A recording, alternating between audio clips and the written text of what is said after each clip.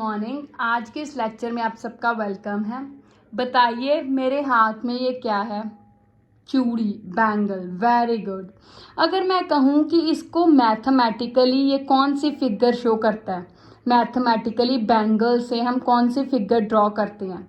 Very good, circle. ठीक है, चलिए अब आपने ये भी बता दिया कि ये सर्कल को शो करता है। मान लीजिए ये चूड़ी मैंने यहाँ रखी है, ठीक है। अब मैंने जहाँ से स्टार्ट किया है वहीं से इसको घुमाऊंगी, तो ये लीजिए घुमाते घुमाते घुमाते घुमाते ये लीजिए यहाँ पे यहाँ तक पहुँच गई, ठीक है। अब हमने देखना है कि यहाँ से लेकर यहाँ तक इस चूड़ी ने कितना रास्ता तय किया। तो उसको पता करने के लिए हम इस चूड़ी का मतलब सर्कल का क्या पता करेंगे? सोचिए, मैं बताती हूँ। हम इस चूड़ी का या सर्कल का सरकमफ्रेंस पता करेंगे। और आज हमारा जो टॉपिक है, जो हम नया चैप्टर 10th क्लास का स्टार्ट करने लगे हैं, वो है एरियाज रिलेटेड टू सर्कल्स। मतलब कि सर्कल का एरिया या पेरीमीटर या सरकमफ्रेंस, इनसे रिलेटेड आज हमने ये जो चैप्टर स्टार्ट करना है, ठीक है। ये चैप्टर आपकी एनसीईआरटी बुक का 12th चैप्टर है, ठीक है। तो जैसे कि हमने बात की है कि एक सर्कल, ठीक है, सर्कल का जो सेंटर होता है, मिडल पॉइंट सबसे, वो सेंटर, और सेंटर से सर्कल तक कोई भी जो हम सिंपल लाइन ड्रॉ करते हैं उन्हें क्या कहते हैं? रेडियस, ठीक है। और अगर ये लाइन पूरी कर दे तो क्या हो गया? डायामीटर। ये भी हम को पता है। अब हमने बात करनी है इसके पेरीमीटर या एरिया की। पेरीमीटर मतलब कि सर्कल की ये जो सारी बाउंड्री है इसकी मेजरमेंट करना। पेरीमीटर का मतलब है कि इस सर्कल की सारी जो बाउंड्री है इसका अगर हम मेजर करें तो उसको हम पेरीमीटर भी बोलते हैं, या सर्कल के केस में खास तौर पे हम कहते हैं सरकमफ्रेंस। सरकमफ्रेंस उसका फॉर्मूला क्या होता है? 2πr, ठीक है। 2 नंबर है, r मतलब रेडियस है हमारे पास, और पाई क्या है? एक ग्रीक लेटर है। हमें पता है पाई क्या है? एक ग्रीक लेटर है, PI, पाई बोलते हैं इसे। कैसे डिनोट करते हैं? ऐसे, पाई। ये एक तरह का इररेशनल नंबर है। इररेशनल नंबर मतलब क्या है? इसकी वैल्यू कितनी है? 22/7 या 3.14। फ्रैक्शन में 22/7 और डेसिमल में 3.14। कई बार तो लिखा होता है क्वेश्चंस में कि इसकी ये वैल्यू फिल कीजिए, तो हम वही करेंगे।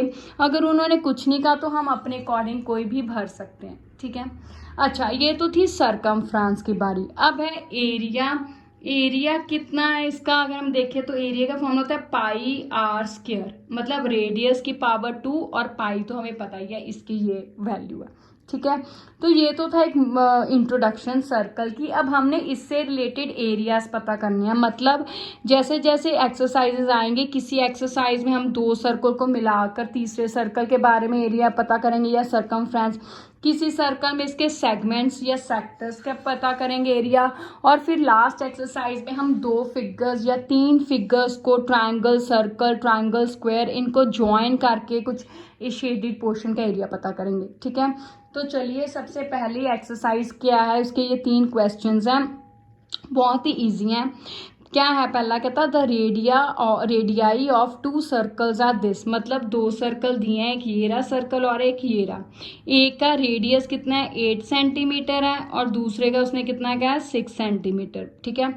Find the radius of circle having area equal to sum of areas of 2 circles. कहता हमने उस सर्कल का रेडियस पता करना है, मतलब तीसरे सर्कल का रेडियस पता करना है जिसका एरिया इन दोनों के एरिया के बराबर है। तो ये सर्कल 1 हो गया और ये सर्कल क्या हो गया? 2।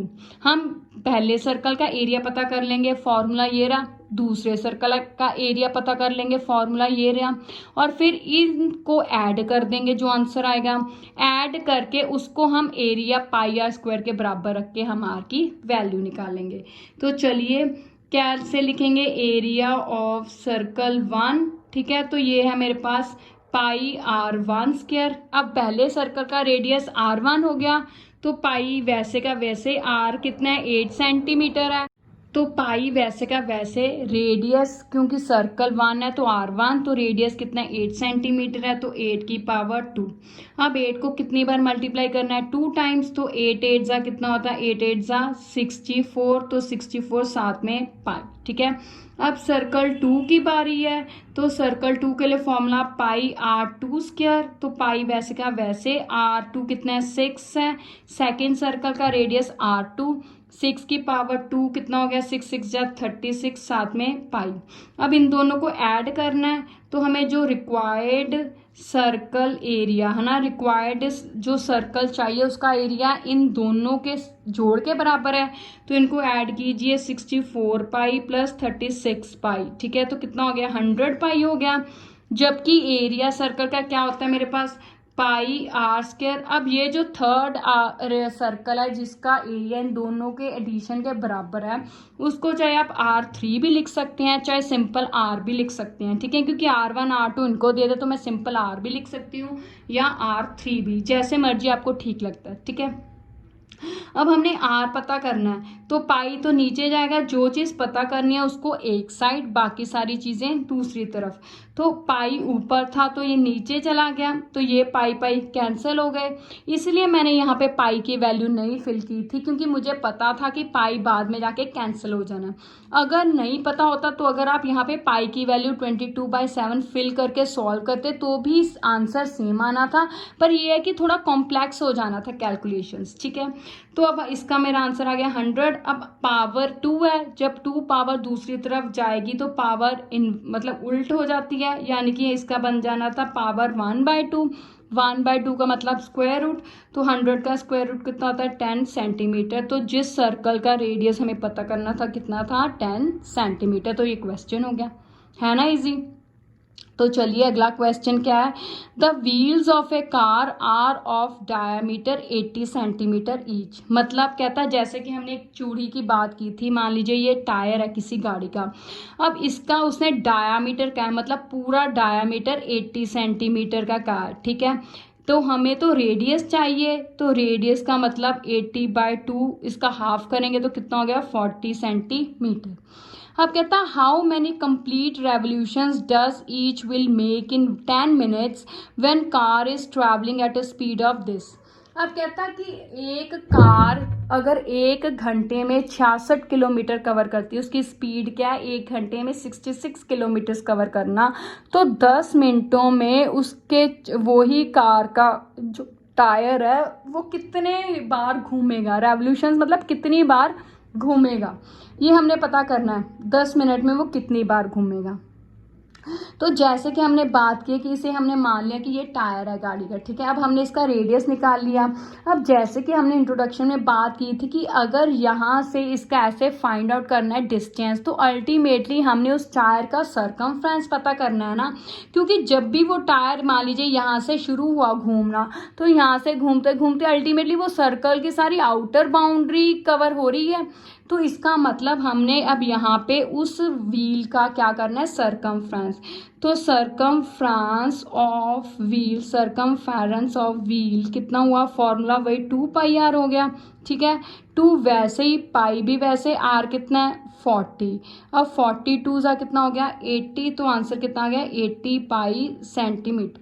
अब पाई की वैल्यू मैंने यहाँ पे इसलिए नहीं फिल की क्योंकि क्या पता मुझे आगे जाके कैलकुलेशंस में इसी क्वेश्चन की तरह पाई कैंसिल हो जाए, इसलिए मैंने फिल नहीं की। अगर मुझे पता कि नहीं होना तो मुझे यहाँ पे वैल्यू इन दोनों में से चाहे 22/7 चाहिए फिल करेंगे। ठीक है, वो अभी देखेंगे। अब देखिए उसने कहा कि जो गाड़ी की स्पीड है वो 1 घंटे में 66 किलोमीटर कवर करती है, तो इसका मतलब अल्टीमेटली उसने हमें ये बता दिया कि गाड़ी जो है 1 घंटे में 66 किलोमीटर कवर करती है।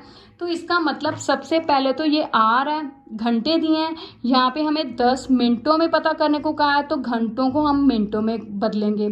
दूसरी बात हमें जो रेडियस दिया है सेंटीमीटर में दिया है, इसने यहाँ पे किलोमीटर्स यूज़ किए हैं, तो किलोमीटर्स को भी हमें सेंटीमीटर्स में बदलना पड़ेगा।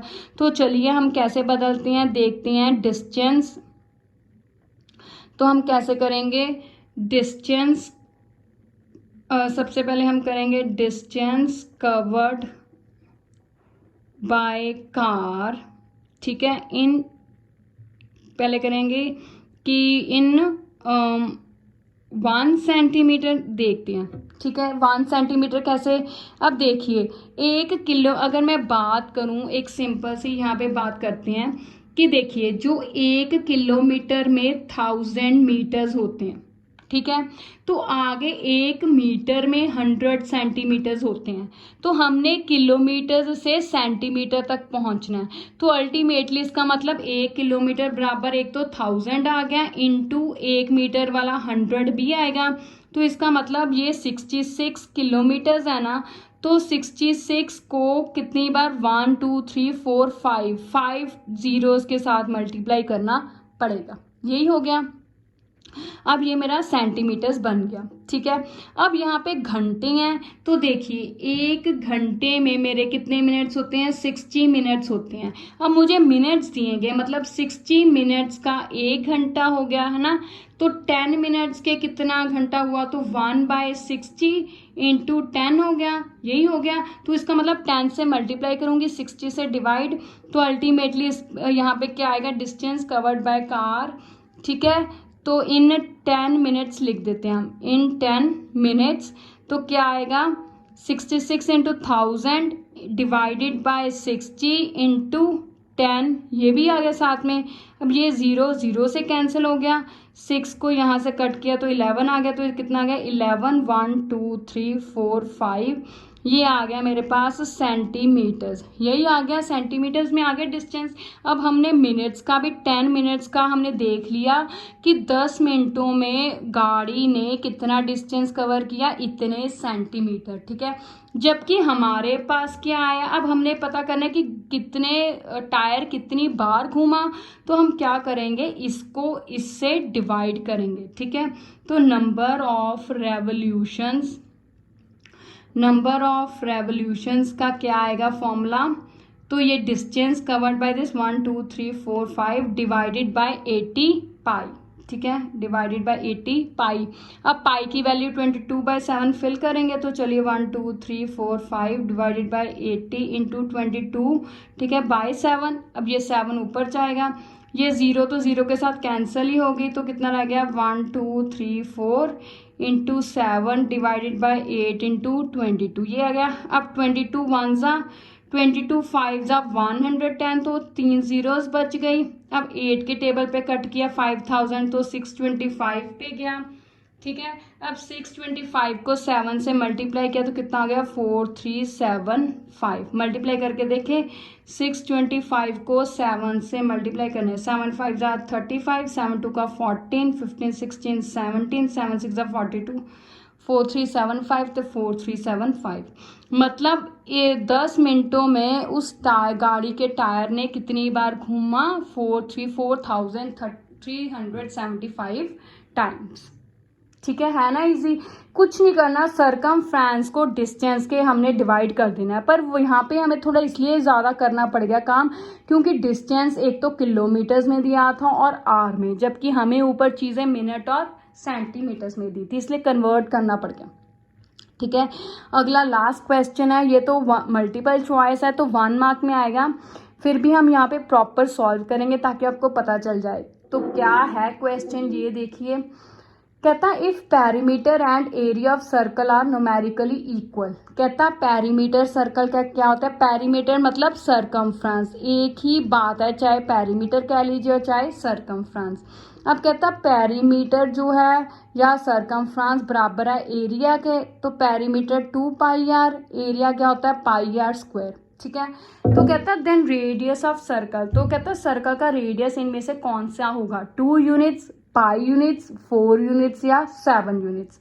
तो अब देखिए ये पाई और पाई कैंसिल हो गए, अब आर और कोई चीज़ इधर लेकर आई, तो अब आर हम ऐसे नहीं कैंसिल करेंगे, इधर लेकर आएंगे। ठीक है, ये 0 हो गया, इसमें से आर कॉमन निकला, यहाँ पे 2 माइनस आर बराबर 0। जब भी इस तरह की एक ब्रैकेट और एक ये आ जाए, तो इसका मतलब है कि चाहे ये 0 होगी या ये ज़ीरो होगी।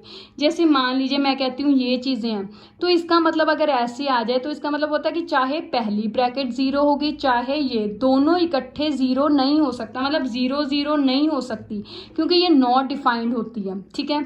इसलिए चाहे ये ब्रैकेट ज़ीरो होगी चाहे ये ब्रैकेट। उसी तरह अब यहाँ पे कहना तो चाहे ये ज़ीरो होगी वैल्यू चाहे ये, अगर ये ज़ीरो हो गई तो आर ज़ीरो, मतलब ये तो फिर सारा काम ही ख़त्म हो गया, फिर तो सारा क्वेश्चन ही ख़राब हो गया, है ना। तो ये तो इम्पॉसिबल है, नॉट पॉसिबल है, ठीक है। अगर आर ज़ीरो हो गया फिर तो कुछ बात ही नहीं बनी, है ना। तो ये तो क्वेश्चन ये ज़ीरो हो ही नहीं सकता, तो इसका मतलब हर हालत में यही ज़ीरो होगा। तो अगर ये ज़ीरो हो गया तो इसको ज़ीरो के बराबर रखा, तो आर को दूसरी तरफ लेके गए तो उसका निशान बदल गया, तो आर इसका मतलब कितने यूनिट्स हो गया, 2 यूनिट्स हो गया। तो यही इसका मतलब आंसर क्या आ गया, ए ऑप्शन, ठीक है। अब आपने 12.1 में से इससे रिलेटेड मिलते जुलते और क्वेश्चंस की प्रैक्टिस करनी है। अगर कोई चीज़ नहीं समझ आई तो आप मुझे कमेंट्स में बता सकते हैं। Thank you, have a nice day.